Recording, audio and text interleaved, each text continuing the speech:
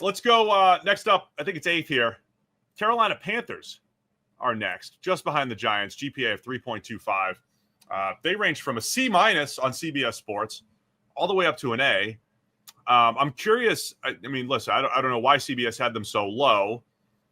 I don't know why you would sour that much on the Panthers offseason, but another team, third year of Bryce Young, so they have resources.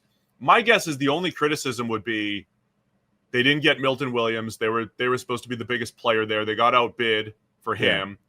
Tried to replace him with 3 instead of 1. They brought in some bodies on the defensive line.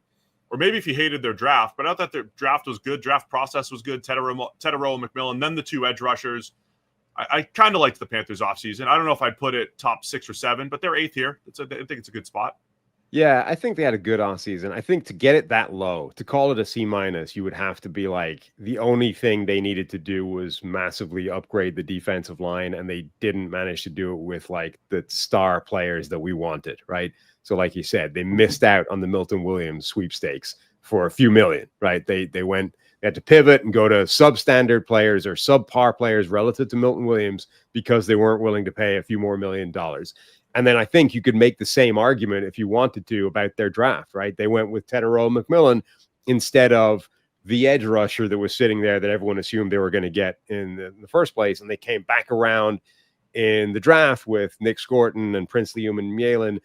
And you only need to look at last year's Atlanta Falcons to see that sometimes that just doesn't work, right? And you didn't take a guy at the top of the draft, and the guys you tried to backfill with in the later rounds just aren't as good. So I think that's the view of it that gets you to a C-, but I would disagree with that, I think. Will tells us this is Logan Ryan's grade here for CBS. But yeah, and look, they re-signed J.C. Horn for a massive contract. They brought in Trayvon Merrick.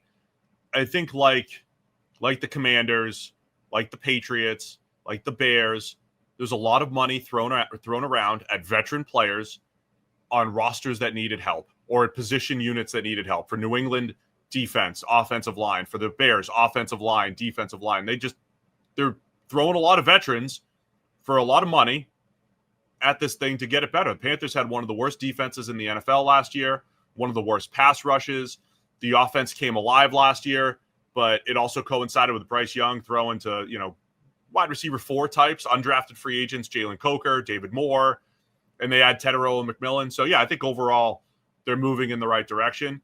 As I always say, though, sometimes it might feel good in the offseason, but because the foundation was so weak, you might not – doesn't mean they're going to be a 12-win team, just like the teams that didn't do as much, their foundation was so strong. Doesn't matter that they didn't do as much. They're still going to be better. But, yeah, I think the Panthers are moving in the right direction for sure. I mean, it's still entirely plausible that defensive line is bad next year, and that would be problematic. But I think they've at least offset that by the fact that maybe their single biggest move in the entire offseason has been getting theoretically the number 1 wide receiver in the draft, or one of the top wide receivers in the draft, to give to Bryce Young, who remains the most important player, for the entire franchise. So, even in the most critical view of this, I think you could say still their biggest move should help their most important player. For fear of going on my own little rant here, producer Will informs us that Logan Ryan's low grade is because, I assume this is true, he's penalizing Tedero and McMillan for saying that he doesn't watch film.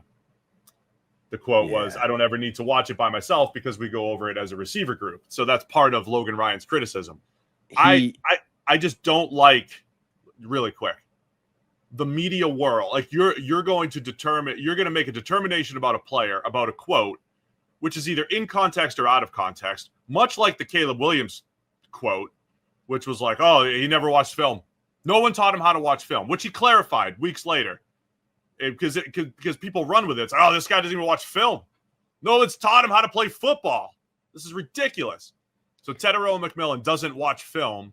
That's the quote. And then other people are going to drag him down because of this either in or out of context quote here. Yeah. So it was a video that came out I think it was from McMillan's own Instagram at some point, but it was one from like his freshman season or something where so it was an old video that resurfaced at like draft time or, in and around the draft period. of him saying that like he didn't watch film by himself, but no one seemed to figure out, well, okay, but how does he feel about it now? Like, because I potentially that's scary, but if it was a thing that was true when he was 18 and no longer true, it's not scary to me.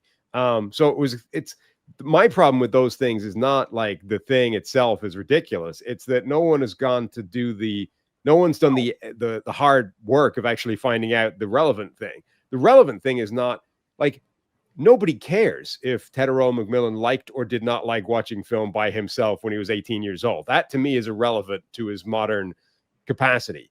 Whether he does it now, I think, is relevant. And someone needs to find that out before we know whether or not to care about this. That's my issue, is that when soundbite reactions, when you quote dunk on people based off a soundbite, without digging into the context, without like you just said, that was from 3 years ago. He's 3 years older. Anyway, Panthers offseason in the top 10. So to sum up, that's a bad reason to give them a C-. That's what I'm trying to say. That's a bad reason. Logan Ryan. Sorry, Logan. Thanks for watching all the way to the end of our video. For more great content, click here to subscribe and here to watch another video. We'll see you again soon.